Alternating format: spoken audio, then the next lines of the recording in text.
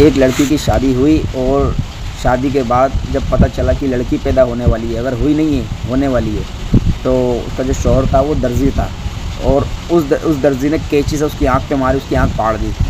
और बाद में उसके साथ क्या हुआ आप ज़रा सुने, इस वीडियो को सुने। और बाद में उसके सर पे हथौड़ा मारा, क्या मारा, उसका मगज़ बाहर आ गया। इतना जुल्म सितम हो रहा है, समझ में नहीं आता हमारे मुल्क में इंसाफ नाम की चीज़ है भी या नहीं है। हुकूमत रियासत क्या कर रही है। 7 महीने पहले इस लड़की के माँ बाप ने इसको इस तरह से दुल्हन बना के इस लड़के के घर पे भेजा था और 7 महीने के बाद उनको अपनी बेटी इस हालत में मिली। क्यों?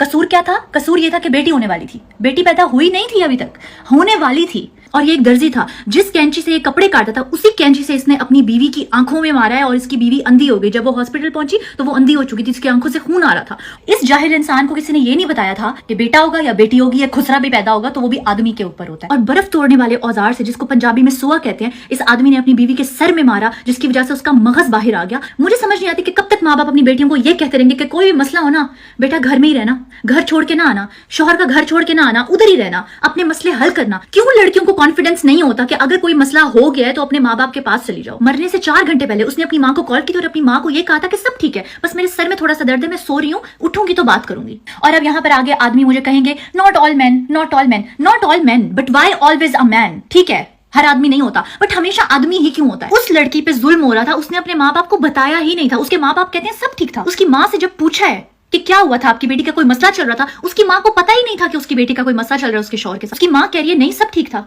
सब। और वो सासें जो खुद औरत होती और फिर जब एक और लड़की अपने घर पे लेके आती है तो दज्जाल क्यों बन जाती हैं? एक औरत ही दूसरी औरत की दुश्मन बन जाती है। इस आदमी को सरेआम फांसी देनी चाहिए ताकि बाकी सब आदमियों को ये सिग्नल मिले और ये मैसेज मिले कि जब आप किसी की बेटी घर पे लेकर आते हो तो वो लावारिस नहीं होती है और वो आपका खिलौना नहीं होते कि आप उसकी आंखों में छुरे मार के उसको अंधा कर दो, उसका मगज बाहर निकाल दो। ये कौन सी हैवानियत